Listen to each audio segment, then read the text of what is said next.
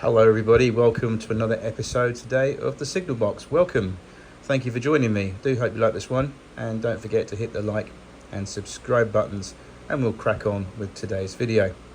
So what's in the mystery box that you see before you that just came in the post? Well, something very nice, and all shall be revealed. So go and pause this video and go do what you need to do. Grab yourself a brew, whatever you're going to do, and I'll see you back and we'll find out what was inside the box. Okay, so what was inside the box? Something from Rails of Sheffield. I love this little retro box they come up with for putting their stuff in. Very, very good. This has been my third experience now with shopping with Rails of Sheffield online. It's fastly becoming one of my favourite model railway emporium shops because they've always got something in there that's really good. And I looked on eBay the other day and they had something that was definitely worthwhile having, and I'll show you what was in this box. I know previously I bought some Southern Region bullied coaches, some Bachmann ones, and they were in very good condition. They were boxed and in very, very good nick. So this is no surprise to what I'm going to show you now. So I'll just get this out of the box and we'll show you what's inside.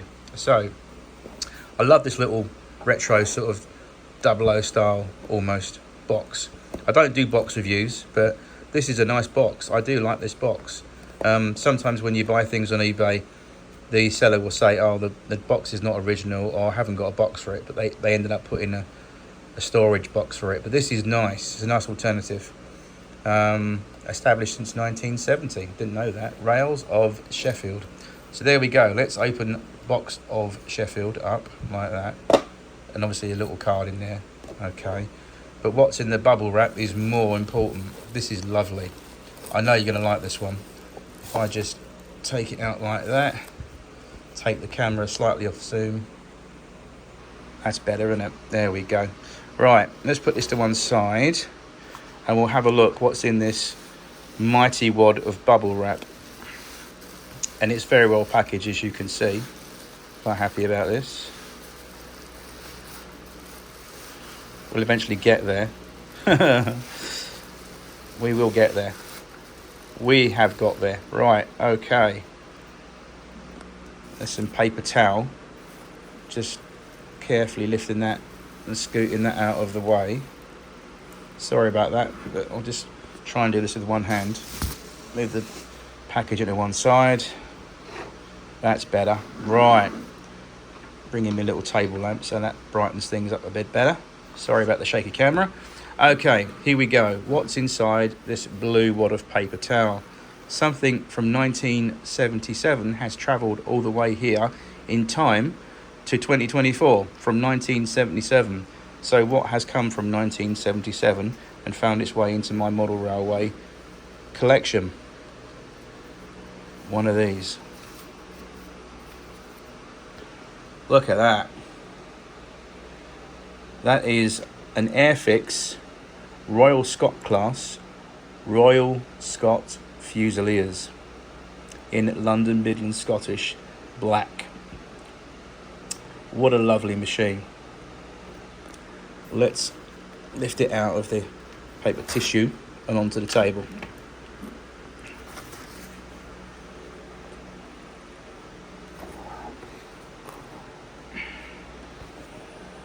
Isn't that nice? What a nice machine. That's it. There we are. Okay, so there she is. What a lovely machine. As I said, I can't stop saying she's a lovely machine because she is. And for a model of 1977 vintage, this is very, very well made. Even by today's standards. This is even up to scratch with even the Hornby Railroad brand stuff. The Hornby Railroad brand obviously is Lima tooling and Hornby tooling, some of it, but this is just stands out in so much. So let's go at the front end and have a look, shall we?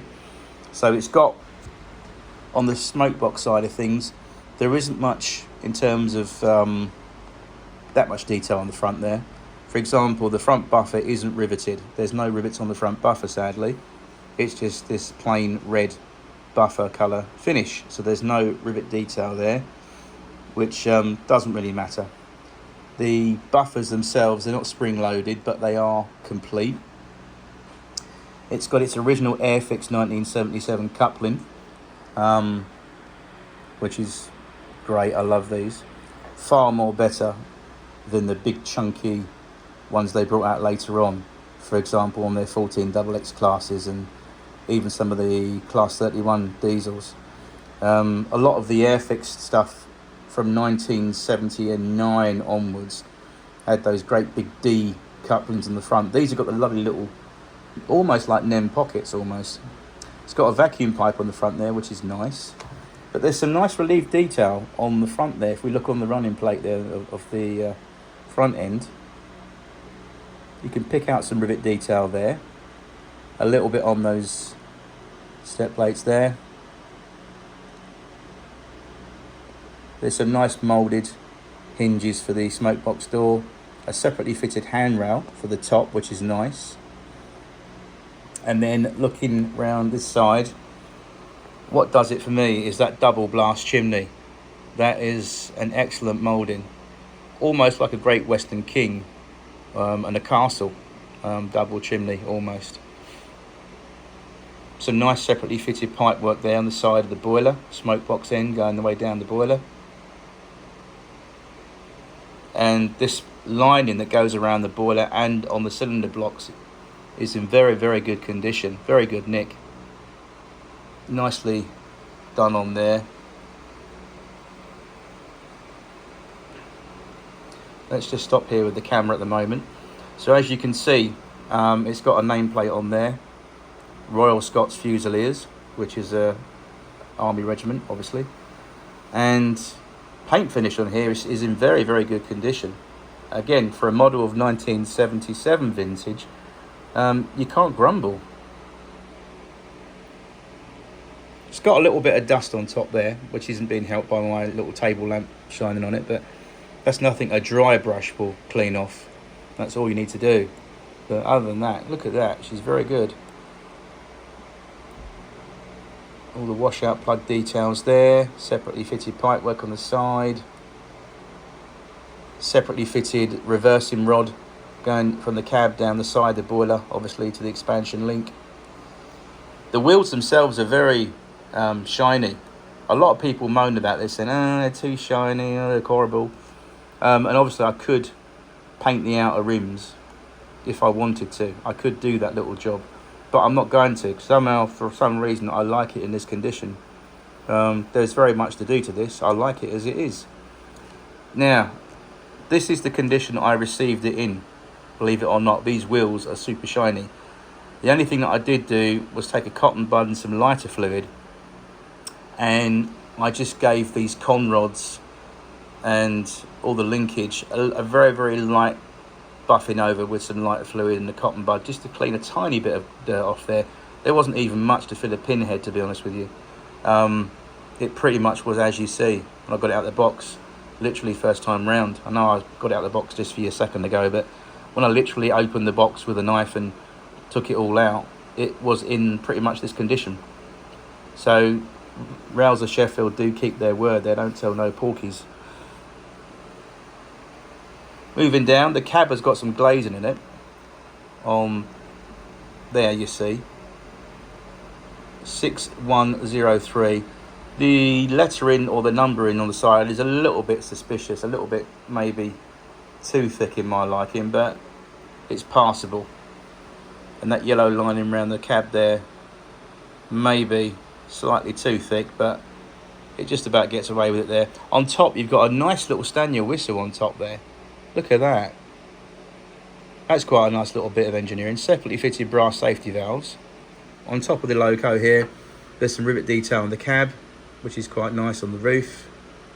Moving down, other than that, not much there, but there's enough there to keep the eye focused on what the loco is, and that it's a Royal Scot.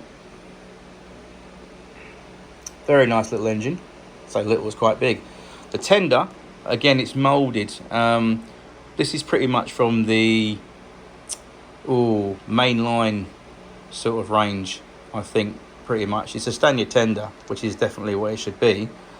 A little bit of believable coal there on the full plate. Some detail there for the coal door hinges. Tender handbrake there on the fireman's side. The coal on top looks a little bit too dusty for my liking. Again, I think what I'll do is get a paintbrush, dry paintbrush that is, and just give that a quick flick over again and clean it up. But then again, in real life, he had a lot of coal dust. So that really looks pretty much that. The LMS words there on the side of the letters, the London Midland Scottish Railway, LMS. Nice and crisp on there, as with the lining around the tender. Looks pretty decent. The handrails are moulded, but again, not too bad. Inside the loco cab, there's a little bit of relief detail there. I'll try and bring my light in so we can see. Can we get anything in there? Ooh, maybe. Sorry about this, guys. There we go. It's just about make out there. There we go. Yeah, there's some relief detail in there. It's moulded, obviously, but if you was to get a very fine paintbrush, which I've got a craft set of, I could paint things like the reversing lever and the regulator handle. I could do that if I wanted to. And obviously the main thing is to put a footplate grill on there. No problem with that.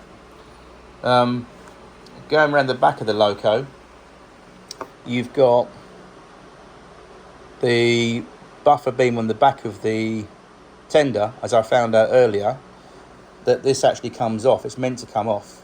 You undo a screw underneath, and then you unclip that, and that releases the tender body to get to the motor, which is what I needed to do earlier.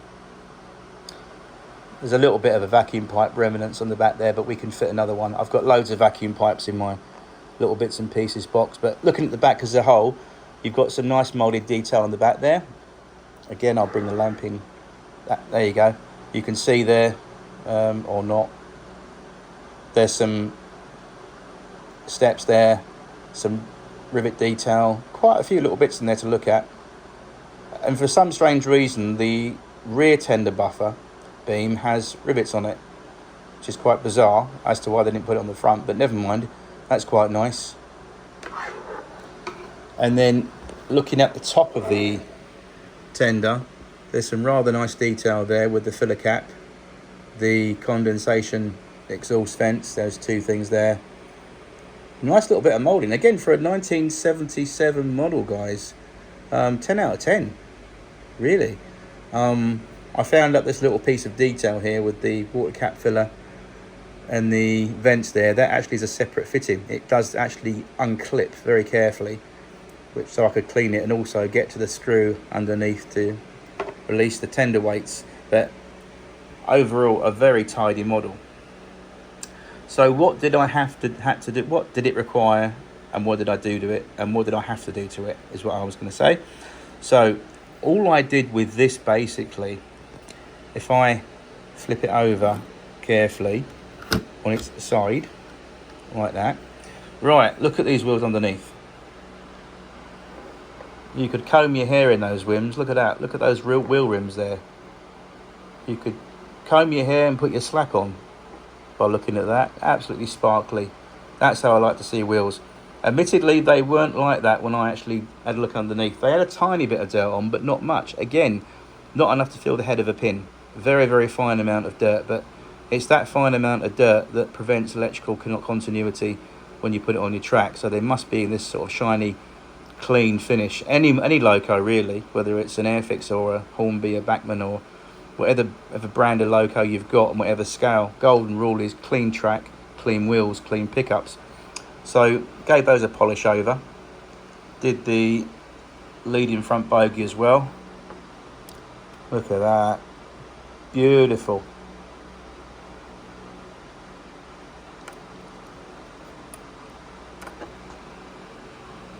So that's all cleaned. Obviously, lubrication wise, I did obviously the axle points either side, 1, 2, 3, 4, 5, 6, and obviously the front bogie The axles were oiled as well. Moving on to the tender, as you can see, it's a tender drive model. Straight away giveaway is the old Airfix motor. It's really weird, guys, because I'll tell you something. I'm going to be honest with you. I started to have a little bit of a bias and dislike towards Airfix tenders in terms of their motors. I didn't really like them in the early days. I thought they weren't very good. But believe it or not, if they're maintained and in good condition, they are not bad at all. If you've seen the video of my Airfix 4F, Midland Fowler 4F, that runs sweet as a nut and very quiet. Now, when Rails of Sheffield put the card in, I'll show you here. I've got there we go. There's the proof in the pudding. This is the product testing proof card. It says motor testing very good. And they were right. When I fired this up, it's a very smooth runner. But she was a little bit noisy and a little bit hesitant. So what I did, should I say, I simply took the tender body off, which released the motor and the chassis, dropped it down to the frames. And then what I'd done, I sat and very carefully stripped this motor to pieces. I took the bearings out, and I took the armchair, the commutator, the washers that come with it. It's quite fiddly. And everything basically that I could remove, I did. And I cleaned it, and the commutator and the motor, the faceplate with a lighter fluid and some cotton buds, gave that a nice polish up. It wasn't dirty, to be honest with you, but I gave it a nice sparkly clean. But what I will say is the graphite brushes that came in this motor, when I actually looked at them, my goodness, they hardly had been touched. The amount of non-wear on these brushes, they were nice and chunky, and they are. Which straight away, if I eye up a motor and I see the brushes in them are in that condition, it tells me that the person who owned it basically had it in the box or just put it out on the shelf for display, never actually used the thing. So excellent wear on the brushes. There's hardly no, if not zero wear on them. So excellent news about that. The springs that go in with the brushes were in very good condition. So all I did was just gave the springs a little bit of a bath in some lighter fluid in a container for about 10 minutes and swished it around just to clean off any gunk. The gears, as you can see, what's visible from this shot here, these gears are in mint condition. Again, there's no, actually was a little bit of flash on the gears. Flash is basically what's left over from the moulding and casting process with plastic. You get a very thin little bump or a little line of where the product was joined to the mould. There was a tiny bit of flash on the gears. A little bit of sandpaper, less than a second's job come off. But the gears are in mint condition. Very, very good gears. No damage to the teeth whatsoever. The thing has hardly never been run. Traction tyres on there are in very good condition. The wheels are in good condition. Everything was in good nick, and it is in good nick. So it didn't require that much cleaning. All it needed was a lot of lubrication. It was very dry. So the axles have been done on these 6 wheels. The gears have been oiled and greased. As I mentioned, the commutator inside the faceplate has been buffed to a shiny finish with some lighter fluid, cotton bud. And like I said, the contact springs, a little bit of lighter fluid on those as well to keep those nice and clean. Oiled and lubricated, all put back together. And when tested, she absolutely is as smooth as silk. What a great runner. I can't wait to show you this running on the railway in the next video. So there is my Airfix 1977 Royal Scots Fusilier steam locomotive. I haven't got one of these. I haven't got a Royal Scot class, so this is quite a nice machine. Why did I get it? Well, because Rails of Sheffield, they sold it to me for £32 on eBay. 32 quid for this, in this condition, and as mentioned, it's never been run. And when I did test the motor, smooth as a die, and even better after I've oiled it and lubed it and gave it a bit of a run in on the table today. £32 with postage. Excellent. That's, well, £32, and I think it was about £4 on top postage, and I asked them to knock a couple of quid off, and I knocked them down, I think, to 30, I think it was £37 to 32, no, sorry, correction, it was £34.50, and I think they knocked about £2 off the postage, because look, on the box is proof, there's the price, £34.50. Even so, £34.50 for this beastie, that's a really good steal. I've seen these go on eBay for up to £50 and even more. That's not even with the box. I've really come across some good bargains, but this is definitely one of them. Very nice, handsome looking engine. Very nice. That will look nice with some blood and custard coaches, some rhubarb and custard coaches. Carmine and cream is the correct terminology for all you purists out there. Carmine and cream, but I always say rhubarb and custard. Anyway, that's it. What a lovely loco. So I think what I'll do with this, as mentioned, I'll get a footplate crew put on there. We'll also put some headlamps on the front, I think, to give that the correct job. The tender, we could put some fire irons maybe on the top. Not sure about that, but certainly I'll put a vacuum pipe on the back there. That's not a problem. But these couplings are very generous in terms of movement. Loads of lateral movement on these, and these are not loose, by the way. That's not my hand holding it on there. It's well clipped in place, but it's just a very generous fixing that allows it to move and transverse between point work, which is excellent. Again, all that for a 1977 made model by Airfix.